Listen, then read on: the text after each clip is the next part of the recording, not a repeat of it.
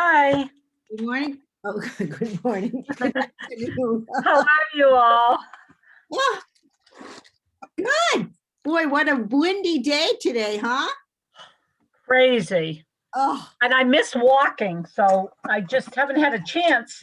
And when it's windy like this, walking down by the water at City Hall is not fun. oh, I know. Well, I'm on Wheelers Point, and I feel like, I could become Mary Poppins or Yep, something. that's where I am. That's where I walk. I walk around Wheelers Point every night usually. Yeah. So, and it's cold. Yes, I know. Yes. But at least it was sunny today. So, I know. Yes. oh. And Saturday's May 1st. Yay. Nothing for you. Can't believe it. I'm looking forward to not wearing a mask out in public. Oh, yeah. Yeah. Yeah. And I'm all like vaccinated and everything like that. Too. So, Yeah. boy, what a Hi, Jen. Hi, How are I you? think I'm good. How are you all? Good. I didn't know who you were. It's a good thing you had a name there. I'm driving my best friend to get her second vaccine. Oh, nice. And I'm in Essex right now, so the signal is not that good. Yeah. I don't know. So we'll see. If we lose you, we'll fill you in on what happened. Okay, thank you. Let's see. Okay. Hi. Hi.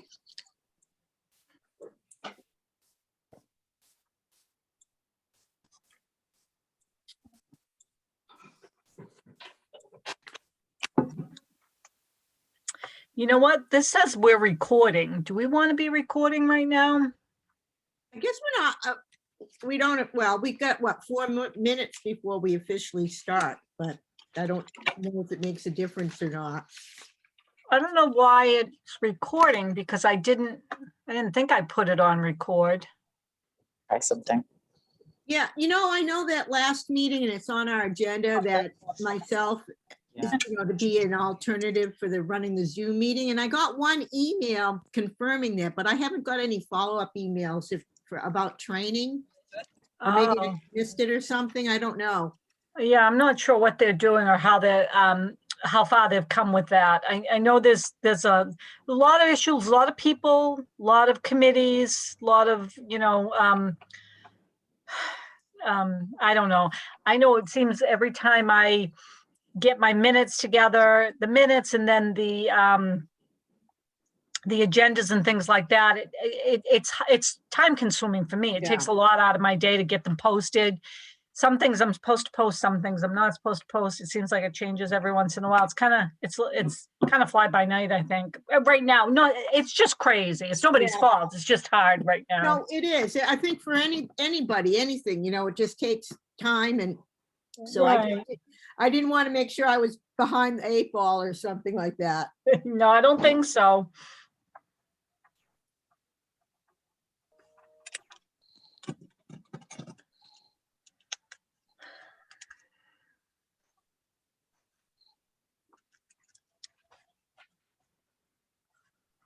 Yeah, you're fine. Hi, everyone. Hi. Hey. I can't tell who's joining, but hello.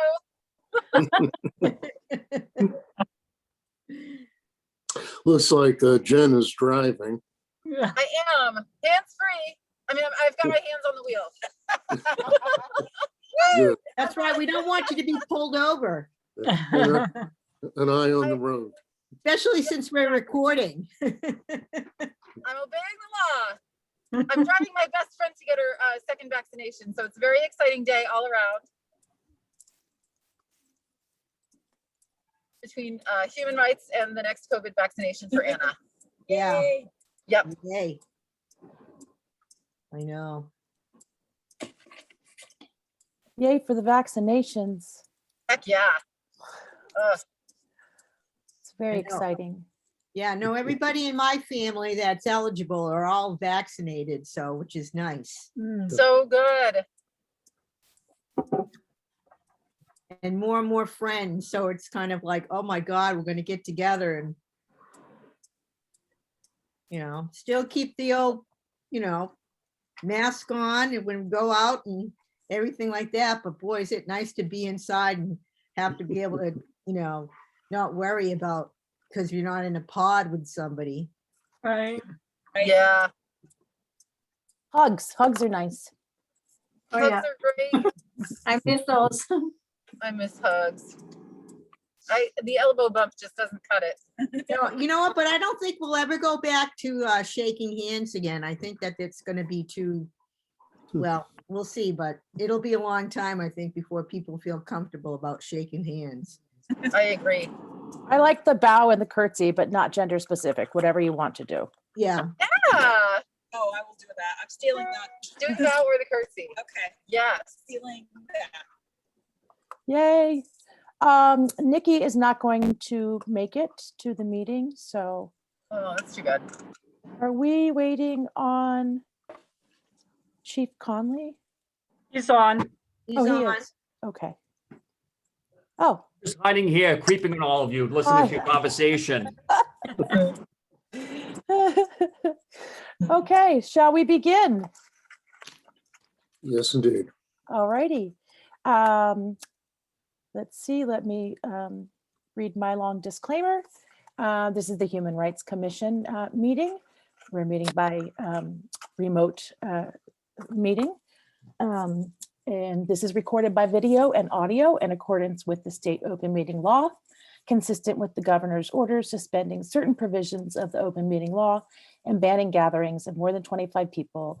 This meeting will be conducted by remote participation. The public may not physically attend this meeting, but every effort will be made to all the public to view and listen. Pardon? Oh, and listen to the meeting in real time. Additionally, all votes taken by the Gloucester Human Rights Commission during this and future remote meetings will be by roll call vote. If you're calling in on a phone, you can press *9 to request to speak. If you're watching on a computer or device, there's a raise hand button that you can tap or press to request to speak.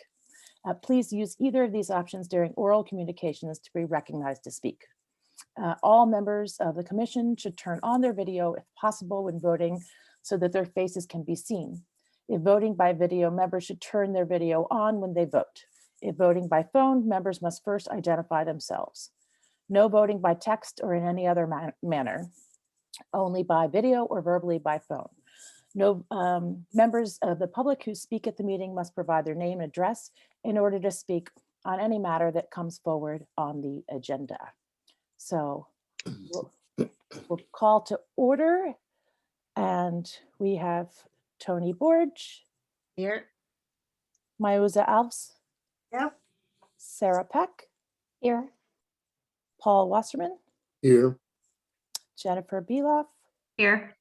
and Hannah Kimberly here. We also have Holly Dugwillow, Krishna Basu, Jen Holmgren, Jeremiah Nicastro, and Ed Conley. Welcome, both of you. We reviewed the minutes from last time. Does someone want to? There was one correction that I sent in to you, Holly, just today, but nothing major. Do we want to approve of those? I'll move to approve the minutes. Great, I'll second. great, wonderful. So, Hannah, before we can, oh, go ahead. I'm sorry. Take the motion. I mean the approval. yeah, do we approve? Aye. Okay, great. Go ahead, Oh, Holly. Sorry, Madam Chair, got to take a roll call vote. Apologies. I didn't hear you, Jen. We need to Oh, do a I'm roll sorry. call to accept the minutes. Sorry. That's it. And do we accept the minutes? Tony, Yes. Mayuza, Yes. Sarah, Yes. Paul, Yes. and Jennifer? Yes. Great. Okay. Jen, would you like to introduce Chief Conley and Lieutenant Nicastro? Yes, thank you very much. Can you all hear me okay? Yep. Okay.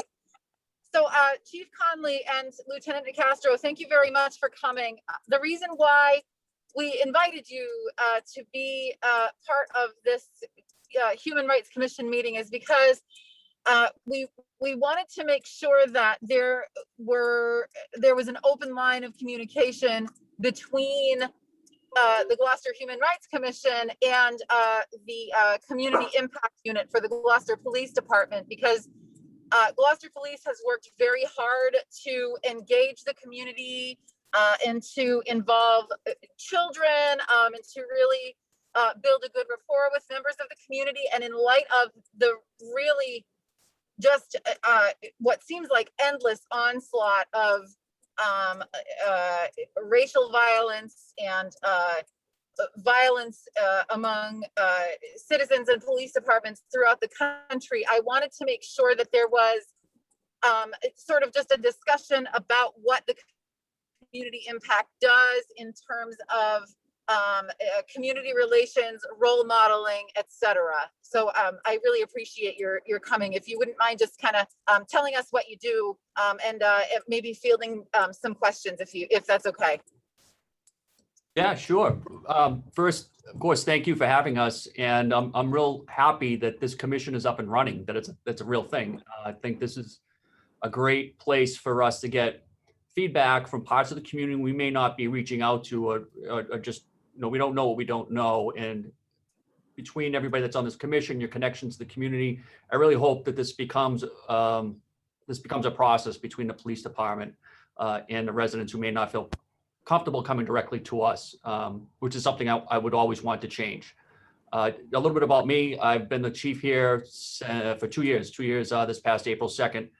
Prior to that, I was in Manchester for about 3 years, just short of 3 years. And then before that, I was a police officer in the city that I was born and raised in the city of Chelsea. I rose through the ranks to the rank of lieutenant, and I was there for about 22 years, where I did a multitude of different things, to include work with a number of different community agencies and NGOs. And we in Chelsea had started right around this time that the Angel program started here in Gloucester. We had already moved on to working with the navigator role, making it a little bit more all-encompassing. And so when I came here, I knew a few things. First, I knew about the close connection that the officers of the Gloucester Police Department have with the city of Gloucester and the residents. And one obvious objective reason why there is such a great bond between this department and its residents is, like, unlike many other police departments, 87% of the officers that work for Gloucester PD born, raised, and still live in Gloucester, and their families do too. It's probably not surprising to anybody on this call right now.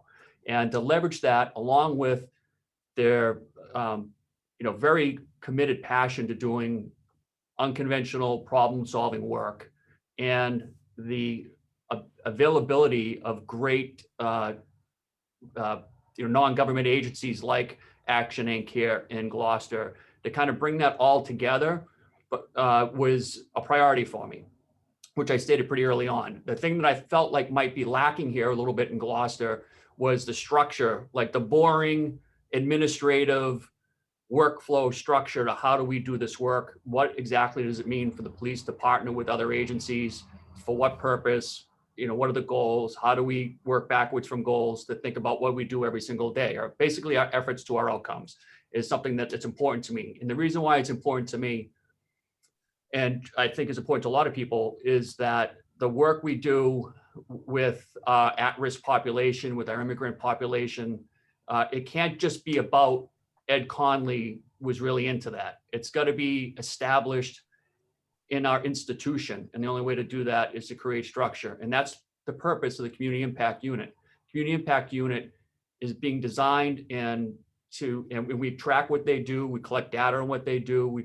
We form policy around what they do so that it outlives, just Lieutenant Nicastro and Chief Conley, because we just happen to like doing that work. So that's what the Community Impact Unit does. I'll certainly let Jeremiah explain a little bit more. But the thing I feel I'm most proud of that unit, and which we in a not so distant future look to expand on, is that they sit across the street and they're off-site. And I like to refer to them as skunk works because I throw problems at them and they're charged with coming up with non-conventional solutions. Ace the dog is one of those results of one of those non-conventional solutions. And I mean, sometimes I feel like Community Impact Unit, they're doing so much work. It's almost like the invading army getting out ahead of its supplies sometimes. And I got to grab Jeremiah and be like, hey, we still have to figure all this out before we roll out something new. But if you have any questions for me, I'm happy to answer them, but I'll just turn it over to Jeremiah briefly if he wants to expand on the work that they're doing. I thank you all for having Chief Conley and I agree that this commission is a great conduit between the Community Impact Unit, the police department, and the public. And if there's ever any feedback the commission receives or criticisms of the police department, please don't hesitate to reach out to us. My name's Lieutenant Nicastro. I've been in the Gloucester Police Department 16 years. I also worked corrections before that. I've also served pretty much every role in the police department, from patrol officer to detective to sergeant. And Chief Conley put me in charge of the Community Impact Unit just about a year ago. Working in the unit, I have 2 school resource officers. I have Tito Rodriguez, who's the community navigator, and we just received some grant funding to go from a part-time mental health clinician to a full-time Gloucester committed mental health clinician. We also have our well-known Ace, our community resource dog. And our main focus in the Community Impact Unit is to improve the quality of lives of Gloucester citizens. And that's through problem solving and treating people with respect. I tell the officers in my unit, as well as Tito and the mental health clinician, that every time that you speak to somebody in the public, consider it a job interview. And that person's going to judge you on that interaction for the rest of your life. And one of the ways we increase public awareness and our commitment to the public and our positive relationships with the public is through, believe it or not, motor vehicle stops. When a police officer pulls you over and you're treated with respect, and Chief Conley and I have talked about it a million times, and you're in the driver's seat and you're sweating over a $200 ticket and a $2,000 increase in your insurance, and you treat that person with respect and you give them a written warning, you know what? That person's going to look at that police department differently, probably the rest of their life. So I'm very proud of the work that our unit has done. Every day we're expanding on something else. We're constantly brainstorming on new ideas. And, we all have one of the most famous programs is our Cops and Kids programs. And we all have the individualized baseball cards. And on the back of my card is saying that my mother, showed me years ago, and that's treat others the way you want to be treated. And as far as skin color, we don't even look at that. So, racial diversity, racial diversity training, social injustice, treat people, the way you want to be treated, no matter what, race or culture they are. Nice. I do have a question, either for Chief Conley or Lieutenant Castro. I haven't seen too many articles or mentions in the local newspaper recently about how the heroin problem is faring currently in Gloucester. I'm certainly aware that it's been a major problem, not only here, but just about everywhere. But I was wondering if you have any recent statistics about that might be helpful. Jeremiah, I know we just shared some data not so long ago. If you want to hear what you have. So I'm going to be honest with you, Paul. Gloucester does not have a heroin problem. We have, like every other city, a fentanyl problem. I don't remember the last time we saw heroin. Fentanyl is cheaper and more powerful, and it's killing people.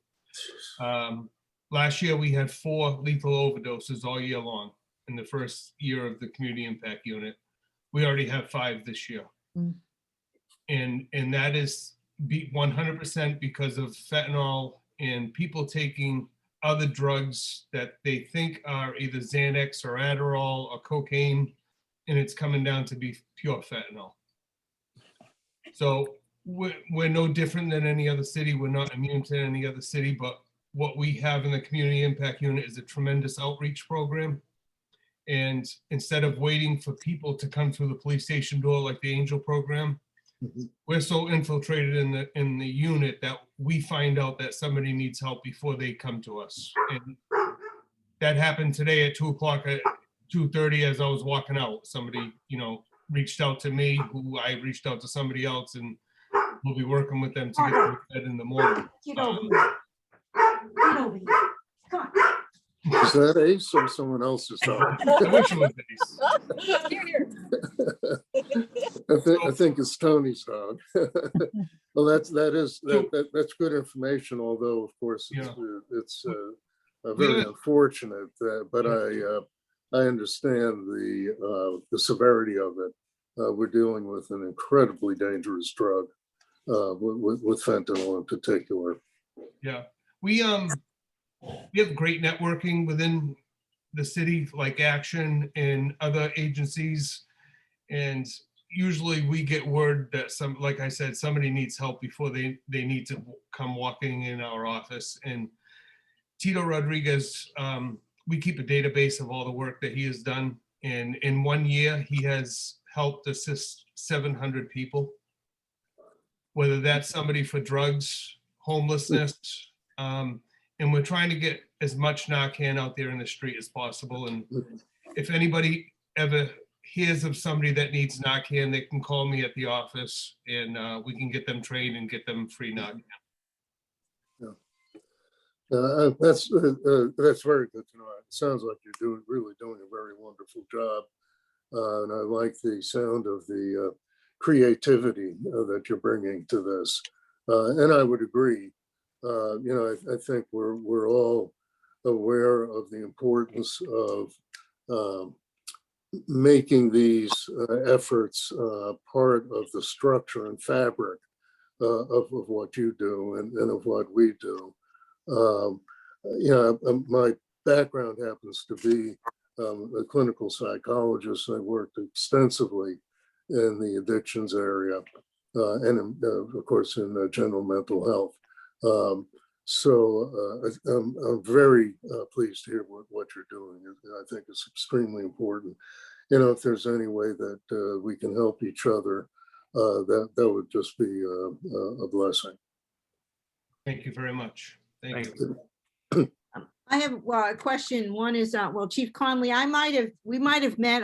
I've retired. I worked for Bunker Hill Community College, the Chelsea campus. And so we were in Bellingham Square for a long time. And certainly I know that the incredible support, and collaboration between the Bunker Hill campus police and the Chelsea police. And I managed the adult education program, and we would have a lot of the police come in and address the students to help reduce the fear. So I'm sure at one point in time we might have met. But my question is that, last meeting we talked about, and I shared an experience that I had. I get my nails done on Main Street at the Main Street Nails, and on a Sunday. And when I went in first thing Sunday morning and the door was locked, and the owner, when she unlocked it, she said she had kept it locked because of, what had happened in Atlanta.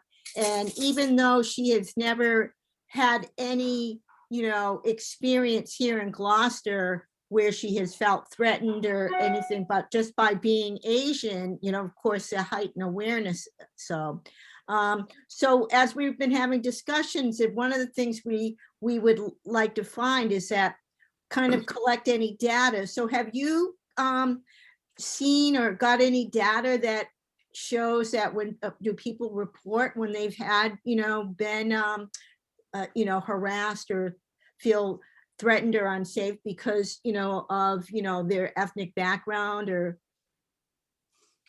So I'm not aware of any that's happened since I've been here for the last 2 years, but we did, when I got here, it was 2019, I think, I designated one of our detectives, John Trefai, to be a civil rights investigator, and we sent him to training so that he wears a lot of other hats in terms of investigations, but this is a little it's not a little, it's an ancillary job it's assigned to him, so we can make sure that he is responsible, he's accountable for those investigations. And we, strengthen that by sending him to training and making sure he's up to date on all current trends. Our system, whenever an officer calls off or calls dispatch, or you call into the police department, all that is logged into our database. And when they write reports, incident reports and arrest reports and accident reports, and all that data is aggregated. And it's how we report our stuff to the FBI. And so I could pull those reports. I'm not aware of any, I'm aware of some instances where this was alleged, but the evidence wasn't there to support. A lot of the stuff I think we've looked at is occurring with kids, right? It's stuff kids say to each other, and we want to be careful there. We don't want to ruin or label anybody at a young age.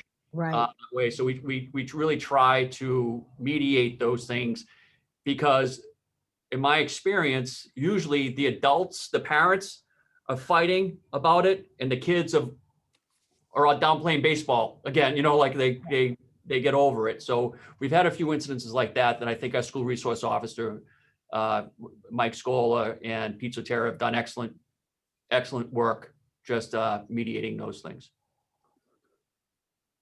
Yeah, because I think and again, not surprising, again, born and raised in Gloucester, and it's not like, we're perfect, but I think that the respect for immigrants and people, because, we've always, we have so many different groups of people coming in, but if we, so that if we would see, and I would think maybe the police department, if there could be some kind of uptick in hate crime, so that way we would be more aware of it. Or again, if it's just like with kids and all that, those things happen. So I think that if you're not seeing, or like these kind of instances, so like is it good?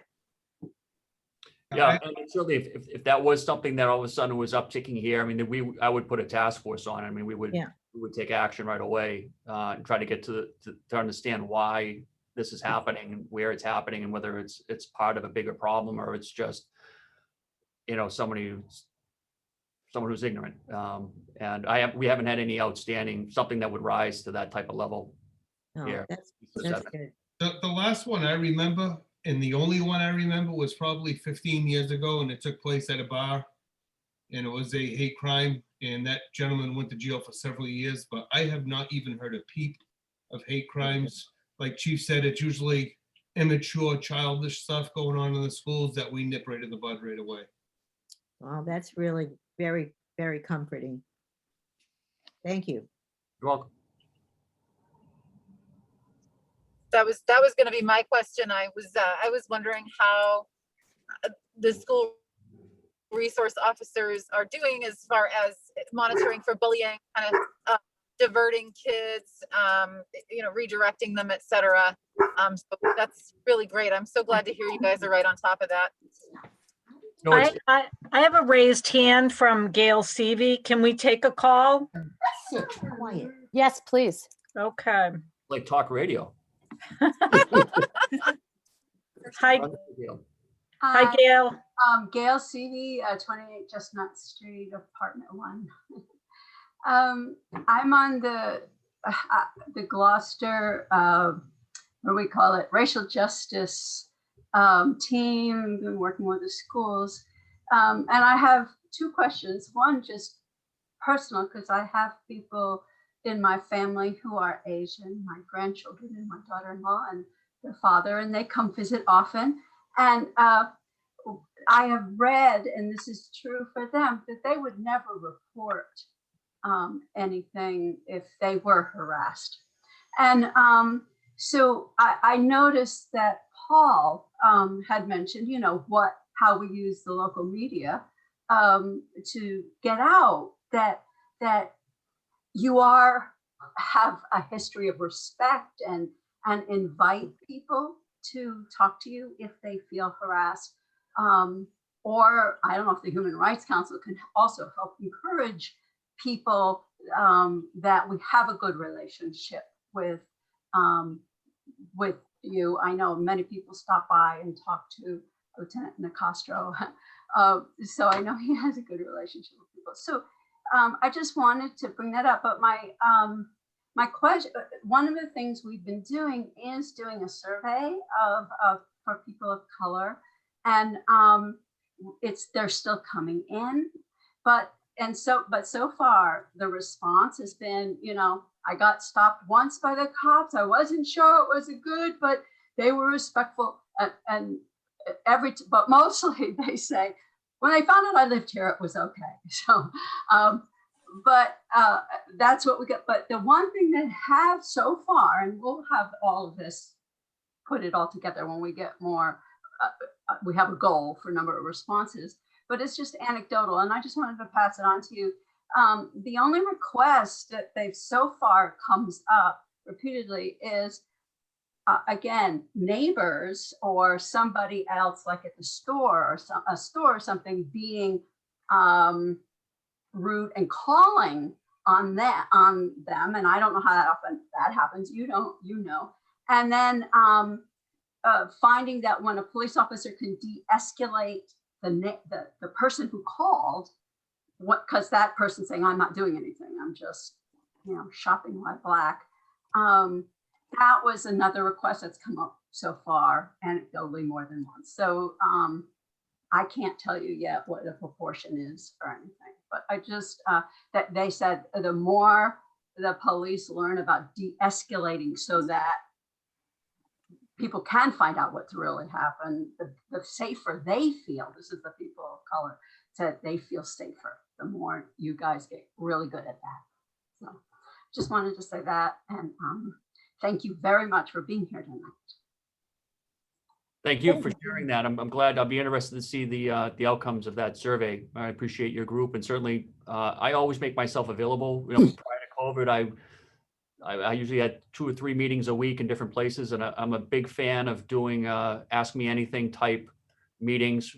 Informal. I just show up and you just whatever anybody wants to ask in terms of questions. And I find that often the best data that I can collect for people who may not either be comfortable coming to the police or that they're busy and they just don't want to be bothered with it is after those meetings, as everybody's leaving, 2 or 3 people always grab me and they share a story like that. And I always find that and then I can follow up with them. And I always find that type of feedback loop is productive. So hopefully we'll go back to that not so distant future. I'm a retired, can you hear me? I'm a retired minister, and all pastoral care happened as people were out the door, leaving the door. So I get it.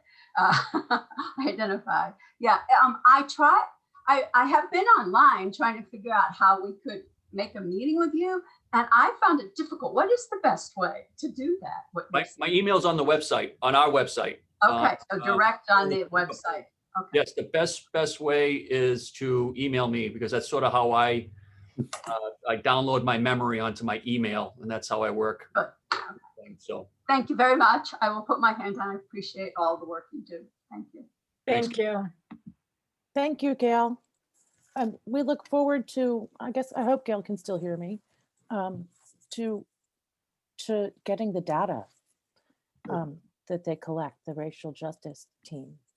Yeah, because it will be important, because again, while we were, saying, and it looks like, having, what Gail has been doing and doing those surveys is, looking at and saying like what we're learning about, but things can change. And if we have like a baseline data and something does start to, tick up a little bit, even if it's a little points, that we know that there's a way that we can work together to kind of figure out what to do to address the situation.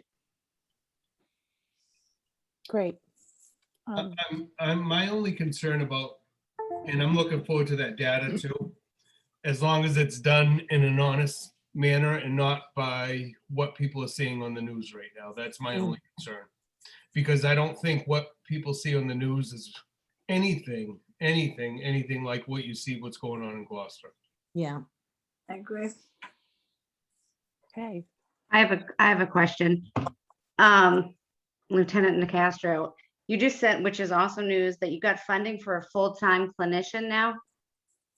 is that clinician going to be able to provide other support services to a broader range of people, or just on calls that go out with the police department? Will they be like a help de-escalate maybe at a school setting for the school resource officers? We will use the mental health clinician in any manner we can to help the citizens of Gloucester, no matter what that is. All right, I was Uh, just curious because we're talking about, They if will, we're seeing stuff happen with the kids in school, if that would have been, a support service provided. so the school also has their own Yep, clinicians down there, but 80% of the work that the clinician will do, let me preface this with the mental health clinician, we will be sharing with Rockport, Essex, and Manchester, but their Okay. calls of service are much less than ours. So we're very fortunate that we're the primary. 80% of the work will probably be doing follow-up calls from patrolmen that go on repeat calls to somebody with mental health issues. They may go with patrolmen to people's homes that are in crisis, and we will absolutely use them in the schools as much as possible. that's Yeah, great. many years ago when I was working in a community mental health center, we collaborated with the police for domestic violence calls, which, as you know, can be pretty explosive. And we found that the team of a police officer and a clinician was really very helpful to everyone concerned. So I'm pleased to hear that. Yeah. And now that you bring up domestic violence, we have, I say, one of the best domestic violence officers around in Ronnie Piscatello. So we have so many people specialized in so many areas that they can focus on fixing in that one certain area. Mhm. Good. Great. Do we have any other questions for Chief Conley or Lieutenant Nicastro? No, I just want to say, thank you for your vision. We all know with the discussion about, with, what changes maybe or reimagining, and with the police and talking about having, mental health, people working to help de-escalate. Well, it shows that Gloucester's been in the forefront by having that, having those professionals right there. So I just have to say congratulations, and really proud to have such an incredible police force that we have here. Yeah. Thank you. Thank you Madam both. Chair, would you mind if I made a statement before I leave? Just want to cover a few things. I'm sure as a word of the Human Rights Commission here becomes more public, more people start engaging with you. You get lots of questions about, well, what's the police reform? What's that mean for Gloucester? What have we done? Yep. So just real quick, I met with Echo, I think 2 weeks ago. I'm sure everybody here is familiar with Echo. I met with them. We had a good conversation. And I shared some stuff with them. We're in the process of updating our website to kind of bring it all together. And to me, the most important part of police accountability is police transparency. And that's what I'm working toward right now, to make everything we do, all our policies that don't cause any kind of officer safety issue, to make that public, make this data public every year, or give links to where people can find it really easy. Our use of force annual, put that out, not wait for someone to ask for it. We want to put it right up on the website. Right now, we are about 98% compliant with police reform, even the regulations that aren't required until the end of the year. We updated our use of force policy. We updated internal affairs policy. We updated a racial profiling policy to include a few new definitions. But having said all that, I will tell you, not just here in Gloucester, but in Massachusetts, like we've been talking about this sort of stuff. I mean, I would say, I think about de-escalation. We were training de-escalation in 2014, and we looked at models that are used over in Scotland. We've started to bring some of that here. We call it something different. We call it ICAT, but all the officers in Gloucester, all officers in Massachusetts have received de-escalation training for a number of years now, and they're in service.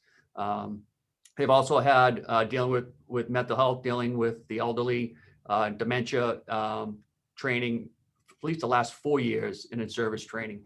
So I always laugh because when you hear some newer, not even, I just say newer officers. I won't describe older or newer officers. I'll just say some officers that may have been around for a while. We talk about de-escalation and what's this de-escalation? I'm like, it's what you always do. Like, when was the last time you rolled up to two people having an argument? It looked like it was going to turn into a fight, and you just ran up there and just grabbed somebody and threw them in the cruiser.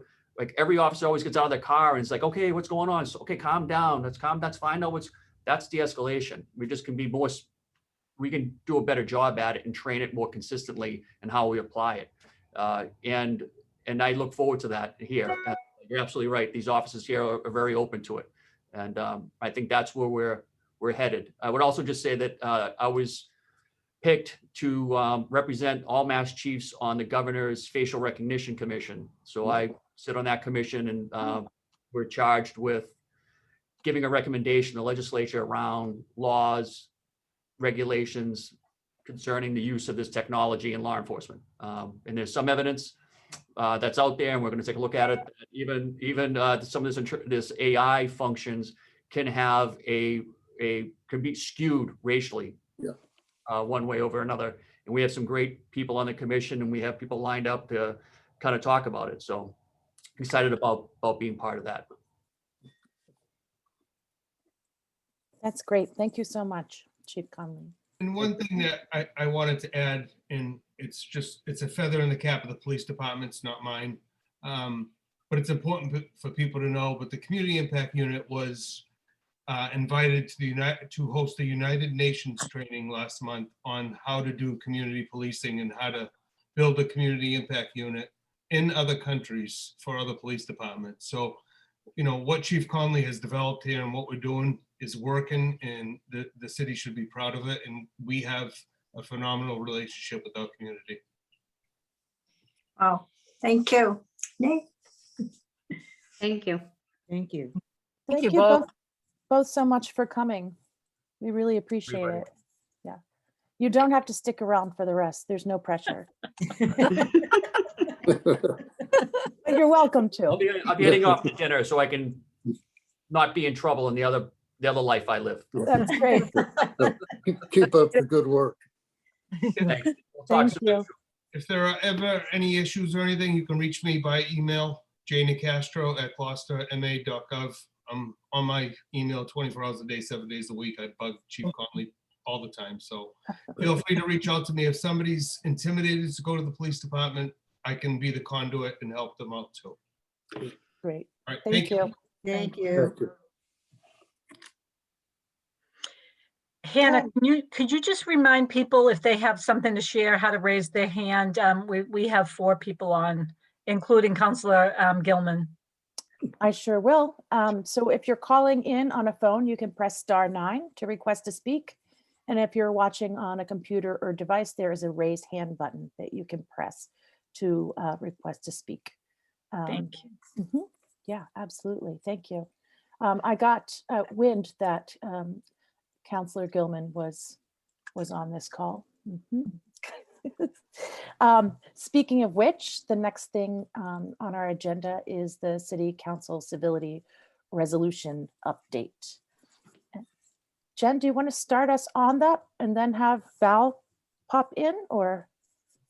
Sure. I want to thank you for drafting it. And I will say, I mean, I'm speaking for myself. I'm not speaking for the whole council, but I want to thank you all for examining that in light of just the racial tension that's unfortunately continuing to pervade the country. I think that it's really important for the city council to take a stand in solidarity with the vulnerable populations that truly need protection.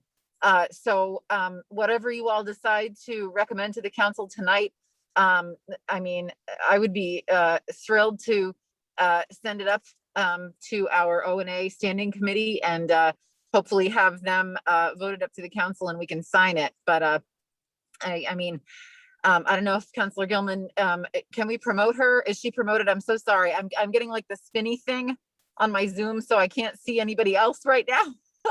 But if Councillor Gilman, if you want to speak to that too. There she is. There she is. You're on mute. Hi, A lady in the parking lot just thought I was waving at her. Oops. Whoops, She's sorry. okay. Poor woman. Okay. No, I appreciate everything that Council Holgram has said. We implemented this, I think it was the term before your start, Jen, correct? So I'm part of the initial implementation team on this civility resolution. And actually the mayor had drafted most of this because it was at the time where ICE was dominating in all communities across the country. And we wanted to develop this in a way to make people feel protected and safe in Gloucester. And that was actually the reason for this civility agreement. So, you know, I think there's opportunities to put some, you know, stronger words in about this. I mean, I saw some of the draft that, you know, Hannah had come up with, and I like some of the things that she said. In terms of the timing, I'm not sure. That will be up to the city council, because typically we make this happen right after the new council gets elected, which is the first week or two in January, and that's when we get each new council to sign it. But there's nothing that says we couldn't do this sooner than that if it was in the will of the committee, as Council Holgram said. So I think that's really all that I have to say. And, you know, we are doing a code of conduct for elected officials right now. It's probably more focused on the city council because of some of the issues in the charter that has been brought forward. But that really is quite a bit different. That's more like how we should behave treating each other as elected officials. So that really should not conflict with this initiative. And I look forward to listening in and hearing what you say about this. So thank you for inviting me. And I loved hearing your first conversation tonight. And I'm just really proud of this commission. So thank you for all that you're doing. Appreciate it. Okay. So I'll mute myself and just be a listener at this point. Thank you. Thanks. Thank you, Councillor Gilman. Hannah, you're muted. Val, are you wanting us to talk about any feedback that we've already given?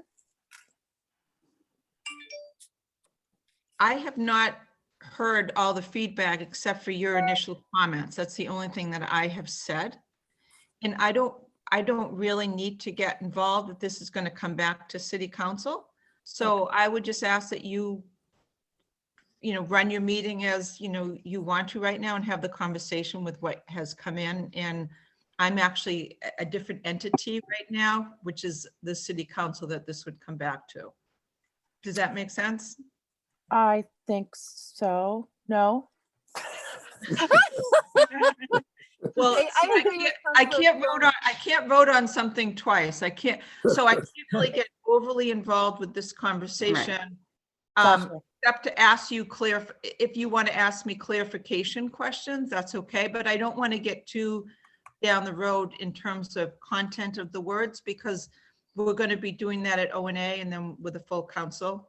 So I would be jumping the gun, but I'm here just, does that make sense? I think.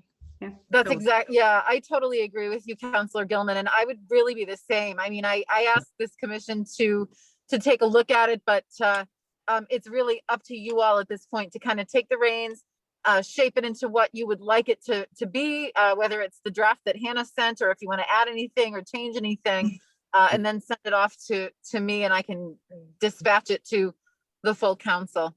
So it's really up to you all Great. right now. Great. Okay. I get it Sounds now. great. So we're going to listen to all of you. This is exciting. I like to listen once in a while. Hannah, can you review? I don't have it up in front of me. Yes. Some of the recommendations that were put forth. Yes. Let me just.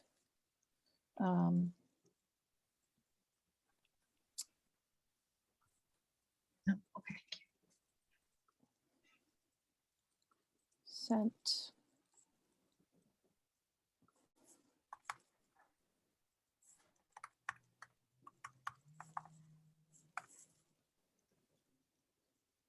Mhm.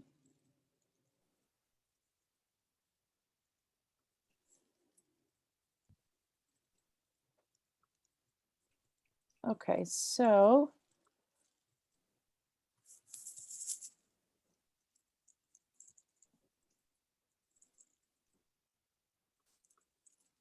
sorry, this is like the nerve-wracking part where is it? Um,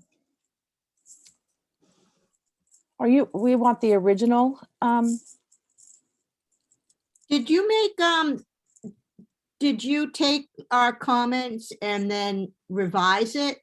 Yeah, I took your comments and stuck them into a whole email. Let me just share my screen. Oh, that's a good idea.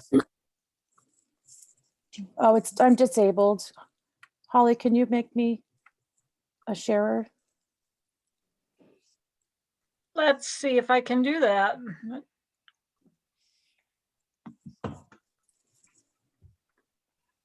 Am I making you a co-host? And now that would Sure. allow you to, okay.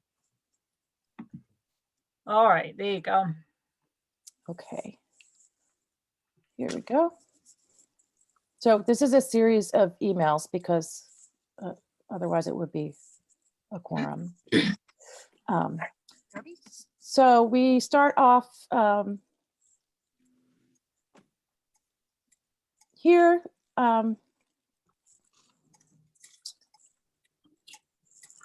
With Paul's feedback, who says he thinks the comments are a basis for a good discussion. And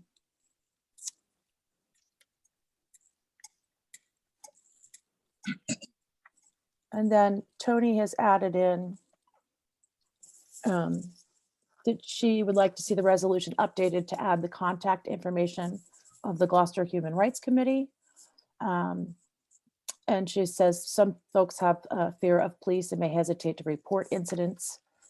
And then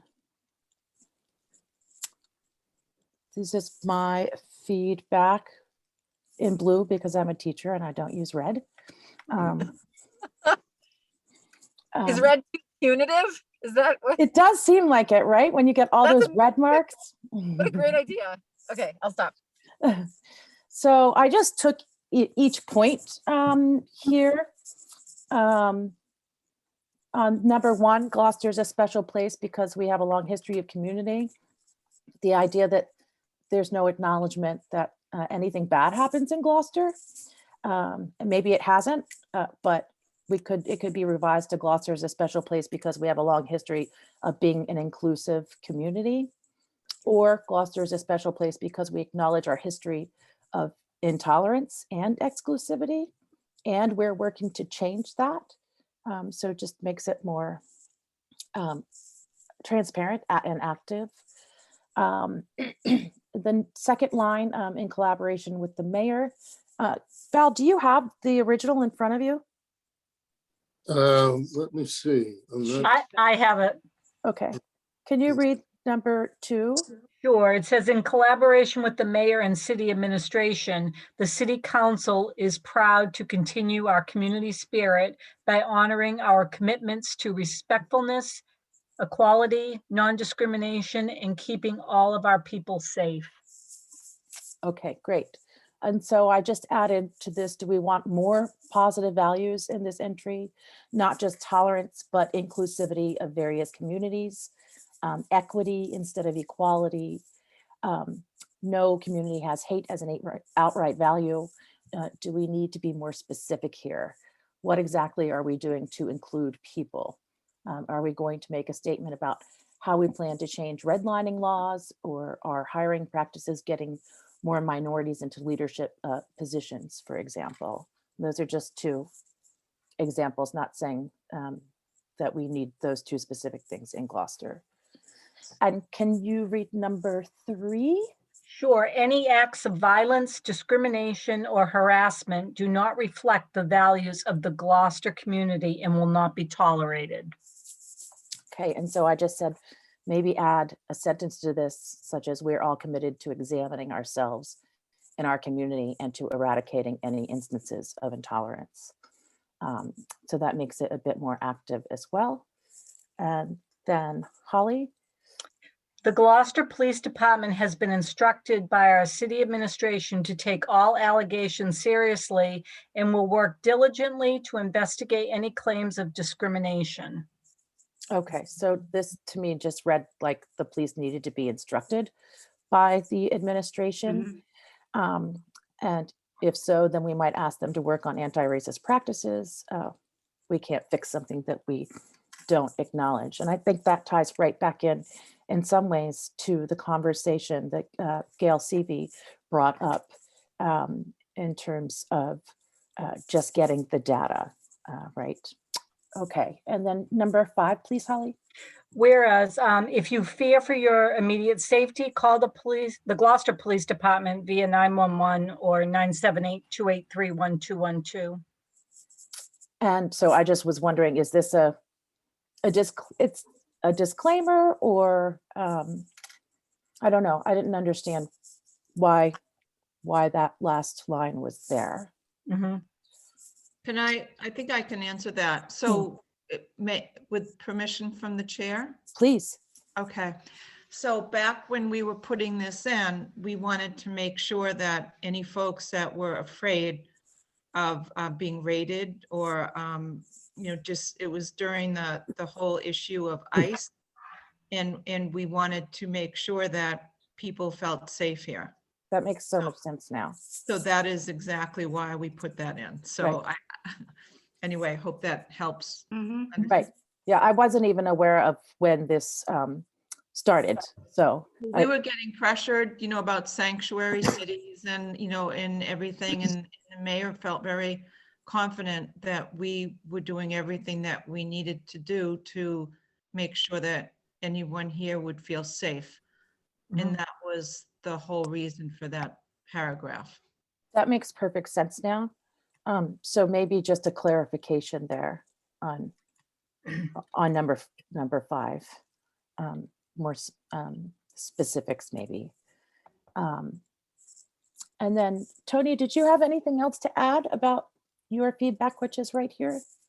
No, and I think again, as we're looking at the 0.5, so that and I think it's wonderful what the police community impact, and maybe when we're talking, in that contact information, just 911, but also include the community impact number and our number, because again, when, some people, when you think about police, they have an involuntary scare reaction. And so, but we want people to feel that they should, if they've experienced any kind of hate crimes or anything like that, that we as a city, as a community, we want to know about that, so we can take steps to address it and make people feel comfortable. And Paul, did you want to add anything else to?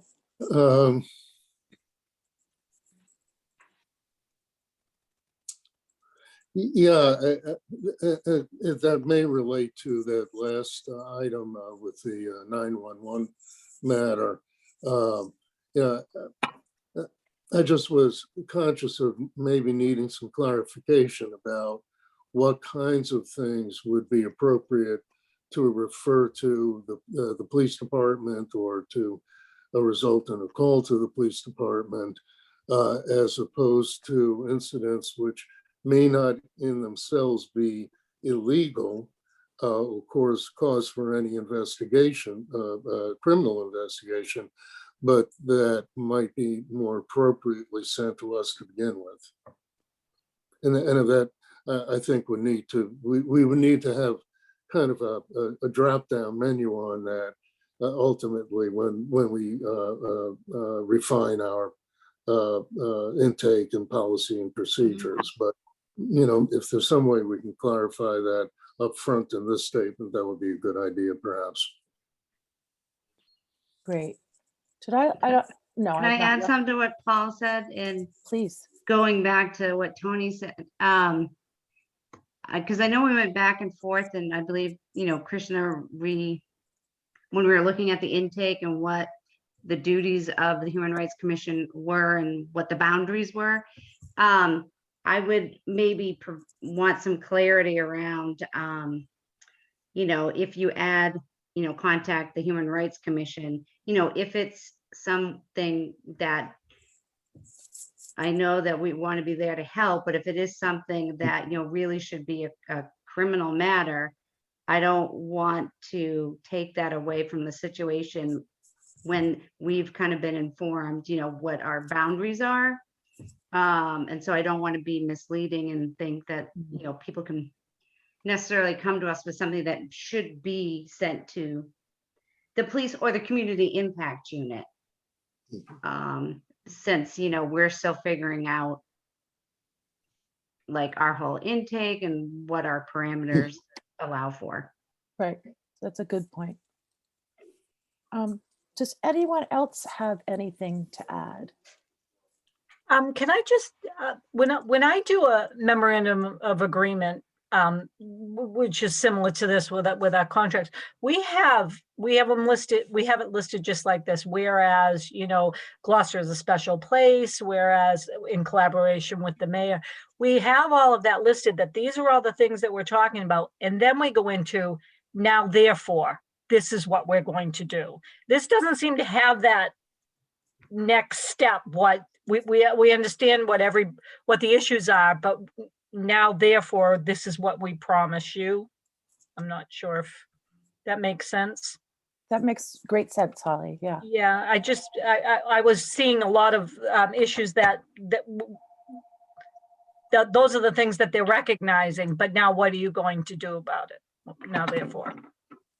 Well, I feel like some of Hannah's suggestions were more in that Add that active into, role, like that was kind of a right. merger. Unless there's something else, is there some other incorporation of an oath that happens that doesn't involve this, that's done in January, Val or Jen, that covers like more of the action steps?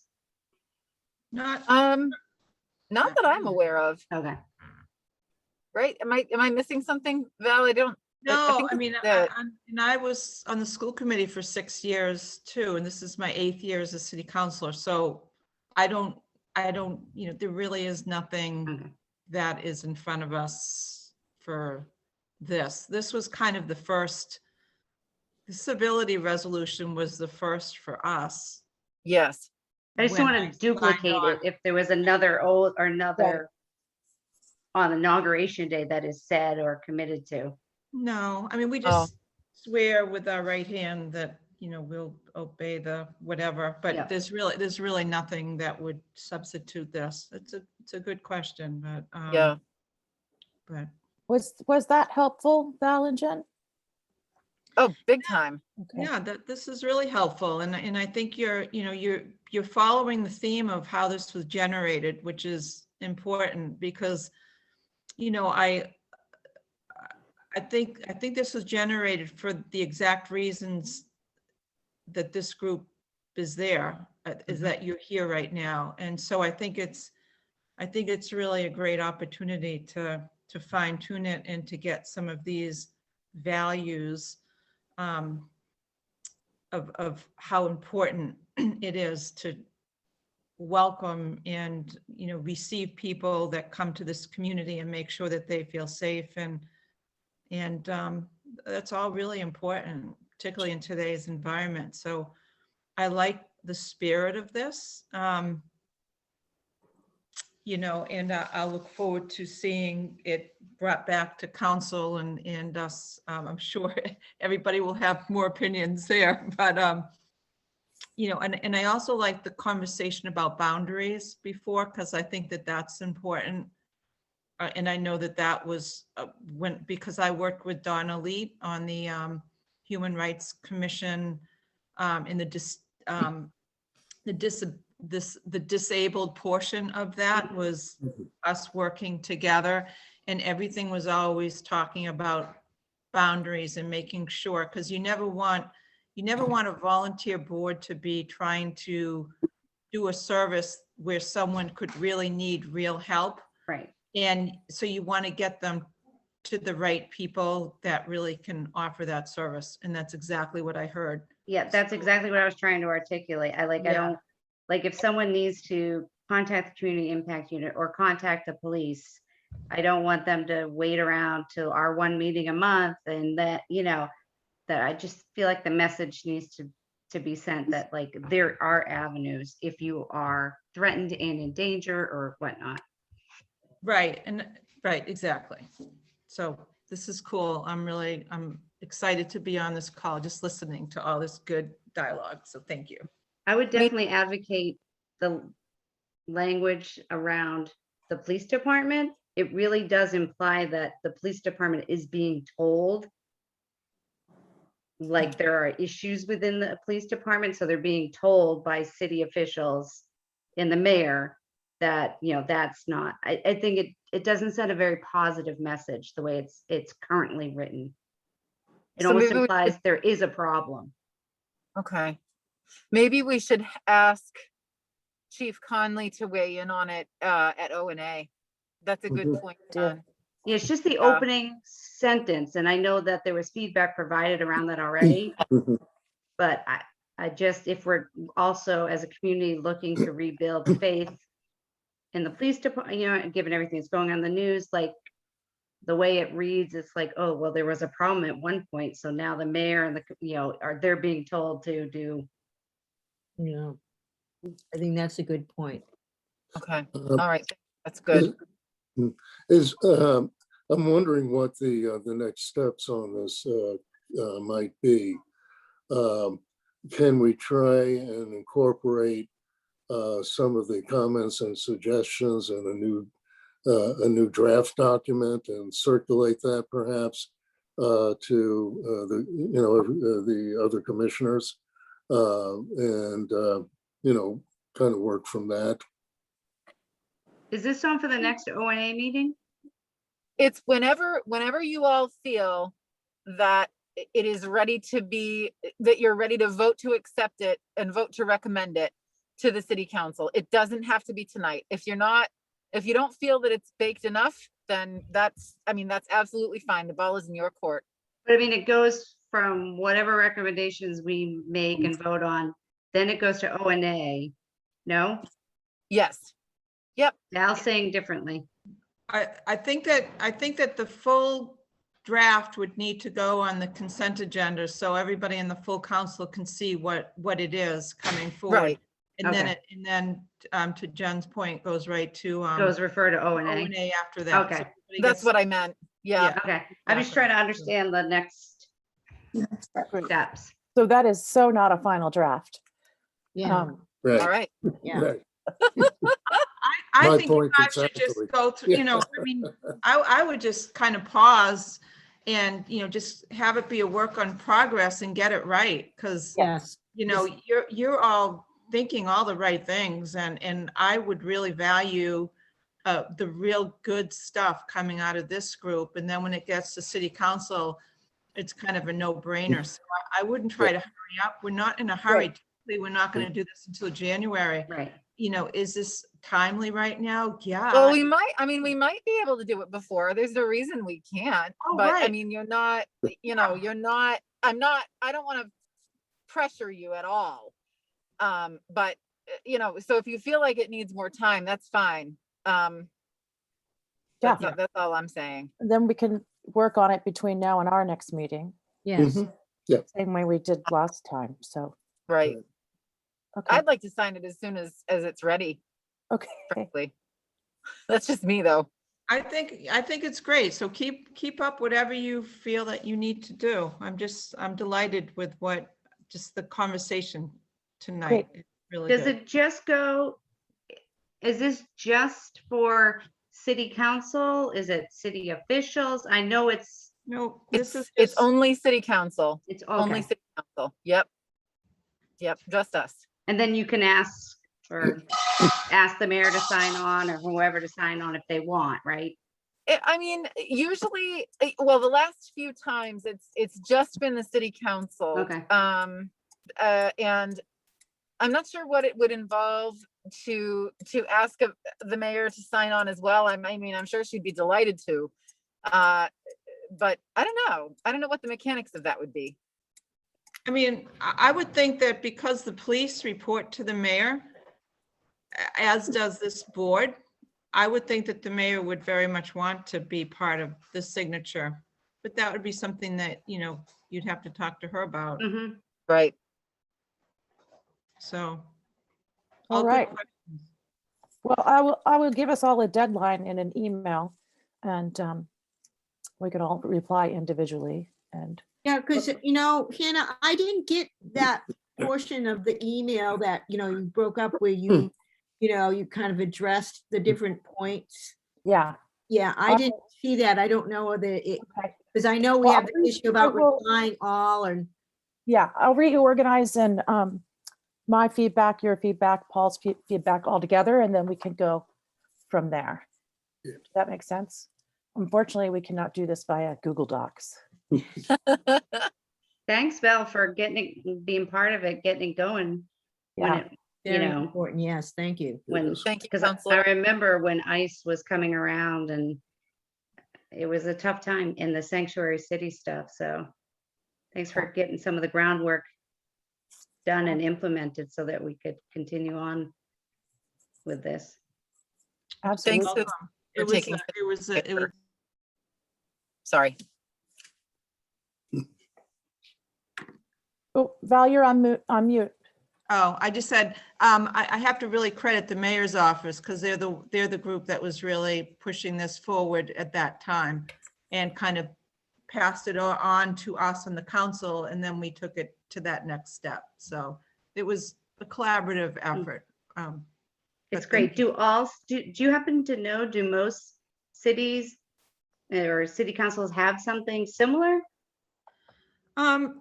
So I think more city councils right now are looking at things like a code of conduct, and some of them are calling it and a civility agreement. Some of them break them out.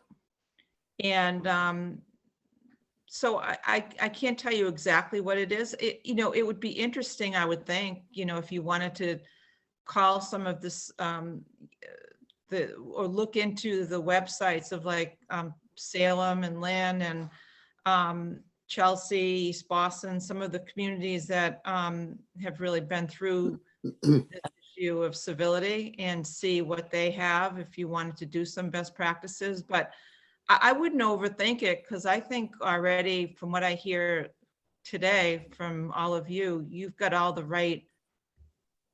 heart in the right place. So you don't always need best practices if you've got best practices right here with all these talented, well-versed people. So, and Hannah's writing skills, which always amazes me. I know.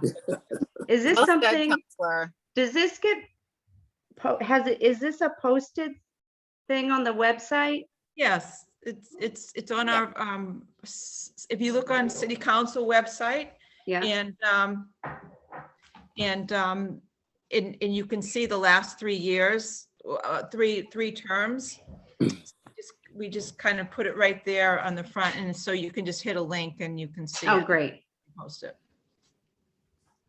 Jen knows all these questions. I shouldn't. I'm That's sorry. okay. You're here. Because you're in the car, I think that you're a little bit more casual than me right now, but I've got the dog and my Okay. family here in the kitchen, so. This is making me so happy. I'm just thrilled this is happening. I can't thank you all enough for your time and care and attention. Great. So, We're happy to do it. Yeah. Are there any more questions for Val or Jen? Okay, thanks again, Val, for coming. Thanks. It's nice to Definitely. see you all. Yeah. I'm proud of you, and I might be just dropping in once in a while and listening to your great Mhm. conversation. Please do. Please Thank it's do. you. worth it. It's worth it. This is a great committee. Thank you so much. Thanks for inviting me, Jen, and Thank you, Counselor. Holly, Hannah. Thank you. Good night, everybody. Night. Right. Thank you, Counselor. Okay. Next is Disability Rights Commission. No one has, I'm getting sad about this. We have not had any folks to apply. I think they were changing the wording for the commission. But what to do, y'all? Is there Well- anything posted on the city website, like a big something that looking for members or? You know, that's a good point. Now, I believe it may be on the Human Rights website, I'm not sure, but maybe we can post it on our jobs posting. I- Yeah, or Yeah. could you send out a, like I don't know if the mayor or someone from Something her from the office mayor. could yeah. send out an e-blast to everyone, she knows, because maybe within some of the local organizations or people of people that somebody may know somebody. Yeah, I know she has done that. She Oh, I haven't has done seen it, but anything. yeah, she had done it a while back, but yeah, we should do it again. What Do you about targeted social media ads, ones that are really specific and localized in the community? I think Yeah. that could get it in front of a lot more people. Yeah, do you think maybe we can get a blurb on the Good Morning Gloucester blog and maybe even have another little quick article in the Gloucester Times? I Or can, something with 1623 with Corey. yeah, I can definitely do Good Morning Gloucester. It is, by the way, it is on our website, the Yeah. commission website. Yeah. But that tends to be static, I think. And so I think we do need to do some outreach here. Okay, so I'm signing up for Good Morning Gloucester. And I'll Yeah, do it, lots of people look at that every day. right. Yeah. Sunday's the best day because it goes out in his email mailing to all the members. So I'll get that done by, for Sunday. Newspaper, anyone? Do y'all think that's a good idea? Yeah. I think it is. Okay, Yeah, because I know that when it was in the paper when, I guess that whenever the city is looking for people to, apply to commissions, and that's when I read about the Human Rights Commission, it was in the Gloucester Times. So, okay. and they've given us some nice write-ups. They I have have. another question. It maybe Holly or Krishna would know.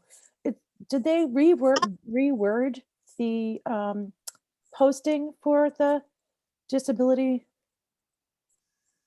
Wasn't it being reworded, or did I imagine that? Krishna was making some changes to the ordinance. Is that what you mean for the human rights? For the human rights, yes. And I apologize, Krishna. I haven't responded to your email about but it's for the human rights. I don't know if there were any recent changes to the Disability Rights Commission ordinance. That's correct. That it was the Human Rights Commission ordinance was changed at the commission's recommendation to add members. Right. And that went to the city council and was approved. And then we had talked about kind of clarifying, the language to make it clear that we're not going to be, doing intake of complaints. Yeah. But we have not done that yet. I'm not aware of any changes to the Disability Commission. Okay. Did it for For some 7 reason, p.m., so we have some time. I thought there was. Okay. All right. Does anyone want to do the Gloucester Daily Times? Shoot, Taylor I'll Bradford. contact the Oh, I'm Times. sorry. Thank you, Tony. Okay. Great. Tony, I'm putting your name by that. All right, and then maybe also Safathia, the mayor, on Facebook. And Sarah, in terms of targeted ads, can you explain how that works? Yeah, essentially, I mean, we would just draft a social media post for Twitter, Facebook, any place where Gloucester has a platform, and then you actually pay. You pay a small fee to target ads to your localized community, and you can actually try and target like 10,000 community members or more than that, based on the fee, and then they might run for like a week or two. So that is something, I don't know who manages like Gloucester social media accounts, but it's something that we could do to like really get in front of a lot of faces. And it's a low fee. I mean, it would probably be like $10 to $20. And some I know city for officials Facebook, have, the fee is like $10. yeah, some city officials, I believe, have like, I know the chief Conley has Twitter, like, I don't know, he could just send a message out there too. I don't know if he has a lot of followers or if anyone else in the city has that. Okay. Does the city have a Facebook page? Yes. Some departments have their own Facebook page, yes. Yeah, police department has theirs. Health department has their own Facebook page. Mayor has one that's mayor's page. Mhm. Yeah, I would probably run it through the DPW mayor's page. beaches, there's a lot of them, beaches, things like that. Okay, so run through the mayor's page. All right. Sarah, would you mind getting that going? Sure, happy to. Okay, thank you so much. Yeah. Great. Oh, I'm feeling better already. There's two people that I know that would be perfect for this, but they both live in Rockport. So. I know exactly who you're talking about. Darn it. Can't they move here? I'm like, what if their business is in Gloucester? Does that count? But it doesn't count. So. Are there any extenuating circumstances that do allow for that if no one in the community is willing to join? Jen, Not is- that I'm aware of. Mm. I don't think so. I think you have to be a resident. right. Sad. Oh, So okay. there's no such thing like as dual residency or something like that, you know? Honorary resident. Okay, so the Gloucester website, two folks came to our last meeting to ask us about looking at the Gloucester 400 website, which, Paul, did you get to that? Yeah, I did. I did take a look at it. I mean, there's actually a lot of information there with different links and drop-down menus. They do give information about their mission, who's in charge, how it's organized, a short list of some of their upcoming events. But we were also, I think, originally, kind of focusing on what some of their opening statements were about the kinds of stories that they were soliciting.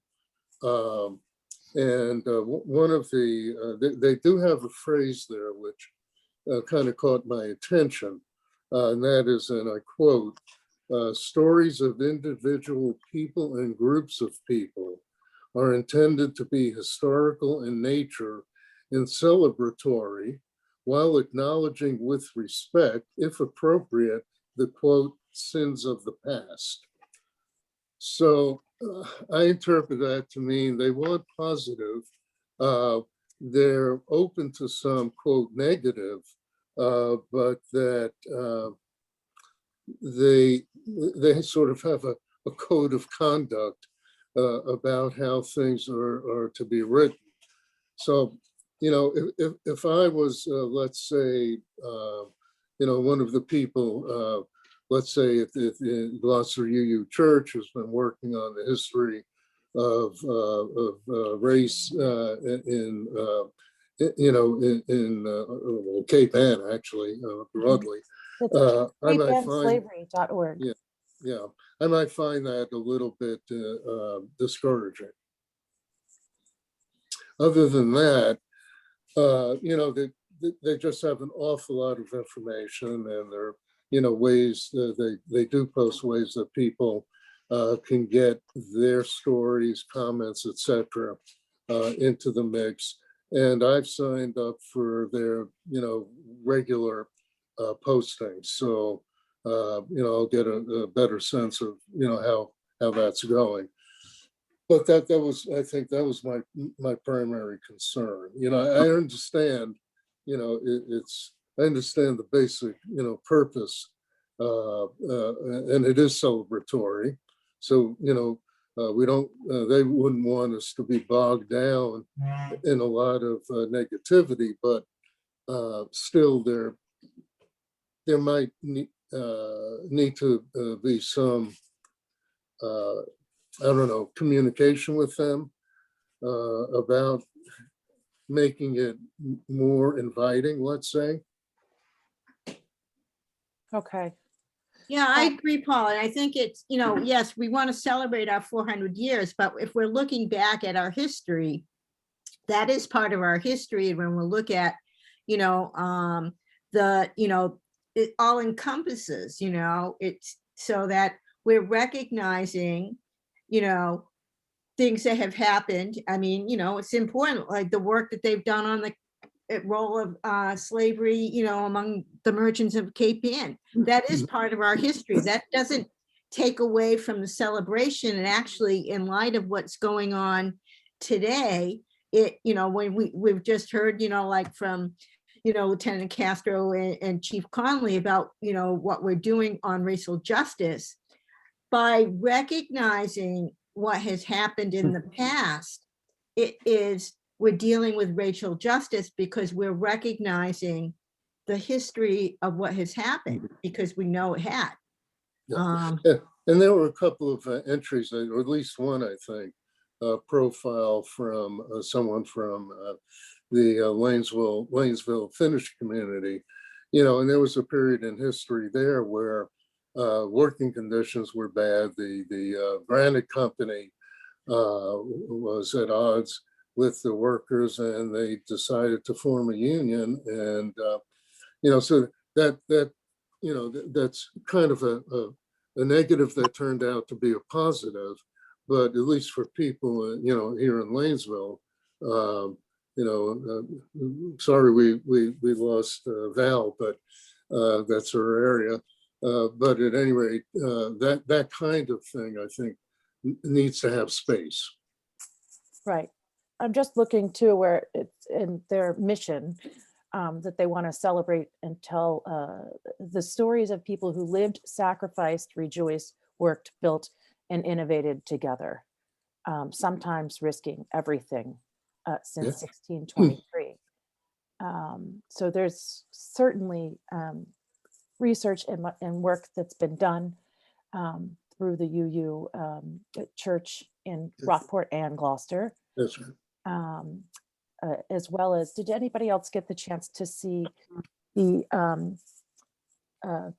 seminar that Ashling sent out? I sent everyone the link to it. Yeah. Right. So there's more information there. I mean, I think it's about inclusion, right?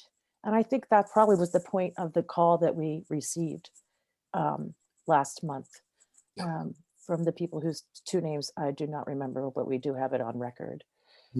So we have these fragmented stories of enslaved people, of free Black residents, of Black mariners, and of the Atlantic slave trade economy here in Gloucester, right? There's also research on American Indians in Gloucester as well. How you get that included on the Gloucester 400 site, I mean, I don't know, but I think it's a good conversation. Certainly calling in rather than calling out, I think is best. But I don't. What do you all think in terms of that? Yeah, I agree. And it's and how, like, how do we approach, the members of the 400 anniversary committee, whereas that we're looking at to be the inclusive and recognizing, part of our history where, we're not coming in to say, oh my God, look what you've forgotten, the histories of the enslaved and the indigenous people and what had happened, and that what, like when we look at what happened at the Cape Ann Museum and we celebrate the good things that happened, but also their experience that they had, so that we're not coming in and how we could help them or, draw their attention to groups that they should, look at consulting with or having them collaborate with to ensure that history gets interwoven. One thing that I think should be possible, and that is for our commission to draft something that would be maybe cover some of these points that we've been discussing, that might not otherwise show up there. So it wouldn't be, a story per se, but, it would be something that recognized, the march of time and what the history was. I'm not sure that there would be any restriction there. Jen, I've been thinking about this, and I know that back when the 400 committee had formed, there were a couple of really big meetings at Kairou's Auditorium, and they invited a couple hundred people to come, it was really open to the whole community, and then they split everybody into different committees, and I know that the three who run the 400, it's Ruth Pino, Bruce Toby, and Bob Gillis.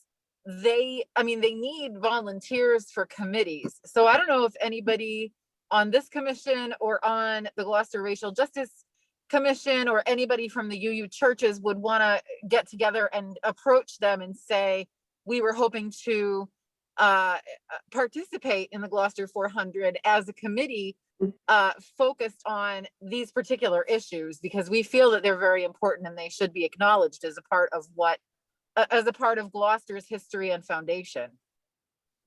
that's great. That's a great idea. I think it is, yeah. Okay. And I'm not sure of the contact email address. I mean, I know it's got to be on the website. But if anybody has trouble getting in touch with him, I mean, can certainly get in touch with them too. I'm just not sure who would be able to be on that committee or exactly how it would start. But I mean, there still is a little bit of time. But I know that they're looking for enthusiastic people and volunteers. I'm wondering if, we might think about, is there some kind of like letter that we can send introducing ourselves and talking about what our mission is, and that, and we recognize as we're learning that there are, we want to ensure that all the voices, that have made Gloucester what Gloucester is, and that way, we can, we would like to, participate or, find ways that we can, I certainly would be, willing to serve on it, help out, but so that we're introducing ourselves. So we're not, again, we're calling in, we want to be part of this. So we're not we're like, oh my God, we haven't been doing this work. Right. So that we're being part of that. Yes. Welcome. That's a great idea. Yep. Tony, it sounds like you're the committee. All right, well, I'll draft up something for us all to look at, since it would come, from us, and then, so that way it's like we're welcoming ourselves, we're introducing ourselves, and then I'll, so I'll draft something up for everybody to look at before it gets sent out. Great. Awesome. Thank you, Tony. Yeah. Okay. Yay. Last thing is City Council's expansion of the ordinance of the commission. And then I have, let's get started, exclamation point.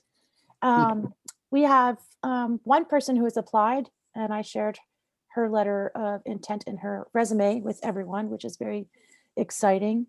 And then, so what are the next steps? Holly, do you know? The mayor would appoint. And I saw that you sent this to the mayor, but I wasn't sure if you had any feedback from her or not. I did not receive any. Would you like me to check with her tomorrow and see where she stands on that? That would be awesome. Yeah, because I know, doesn't it have to go through, what was it, my process? Did we have to go through O&A and then Yes. be, confirmed at the city council? Right, yeah, exactly. And also we needed to study the state conflict of interest statutes, take a small exam, and then. Oh, that's right, yes, recorded. yeah, and be sworn in. Right. So there's I mean, she looks like a wonderful candidate, I was wondering, do we have a new fixed number of commissioners? 3. 3, okay. And might this be an area where some outreach would be a good idea? Yes. No. So I've asked folks on the Gloucester Racial Justice team, and this person is a member of that. I would also like to outreach to the LGBTQ plus community. Mhm. So that might be the same thing as the disability committee. Yeah. The same exact sort of paths. Yeah, and there's also the new NAACP group as well. There, I think, yes. North Shore, all of North. Yeah. Okay. So I can put that on GMG as well. Tony, do you want to add that to your? Yep, I'll add that. Okay, and Sarah, will you add that as well? Okay, Yeah. awesome. We're on our way, everyone. Is there anything else? You all are rocking it. We couldn't do it without y'all. Goodness I gracious. want to add one thing, one tidbit of information that Mayuza and I were discussing earlier this week, just for public edification. Immigrants who work in the United States pay taxes regardless of their do. legal status. Oh, sure. Oh, yeah. Tidbit, little tidbit. Yes, That's all. they I don't know, can have they, their own number. can Yes. they still get TIN numbers? Yep. Yep, I mean, that's the thing, is that they always want to take taxes. There's no, Exactly. Yeah. Yes, The rest of it, you're kind of on your own, but definitely. But So we want you to pay your taxes. they're Yeah. taxpayers. Yes. Just wanted to, put that out there. Thank Tidbit you. of info. And So. Mayuza had a great interview too on 1623. Yes. So, Yes. Yeah. well Yeah, done. If you want to see, I posted on my Facebook this week. But it's the 1623, they post on March 31st. So it's about the driver's license for no legal residents and the law they're trying to pass for 16 years and then Massachusetts doesn't allow, even though we have 16 other states that the undocumented immigrants are allowed to drive. Even though they pay taxes, Massachusetts doesn't allow them to have a driver's license. So it's that, that's, if you want to watch it, it's a lot of good information. oh, Thank excellent. you. Thank you. Thank you. Thank you. I'll make a note to send out the link to everyone. Oh, great, thank Thanks, you. Adam. Okay, great. Anything else? This is my time to ask if we want to adjourn. I move that we adjourn. Okay, and I'll second that, and we'll have a Roll call. roll call out. Tony, Yes. Mayuza, Yes. Sarah, Yes. Paul, Yes. Jennifer, Yes. and Hannah, yes. All right. Thank you all so much. Adjourned at 7:03 PM. Yes, Thank you. oh, at our Thank next you, everyone. Our next meeting? May Yeah. 17th? What is it? Yeah, May 17th? Confirmed by the dog. Confirmed by the dog. Yes. Nice. Okay. Oh, May 24th is that- the last Saturday before Memorial Day. So the 24th is the Monday, sorry. May 21st, 24th is a Monday, and then the following Monday is Memorial Day, the 31st. Oh, so it would be the 24th that we meet then. Yeah, Was that how it went? It was the last Saturday of the month, or was it the third? I thought it was the third Monday. Okay, We then that is the 17th. We moved it, I think, because. of Oh, the that's right, because last week was Patriots Patriots Day. Day. Okay, so the 17th. Yeah. Okay, May 17th. all right. All righty, everyone. All We right. have our marching orders. Thank you so Good night. much. Thank you. Good night. Bye. Bye, Well, everybody. have a good Bye.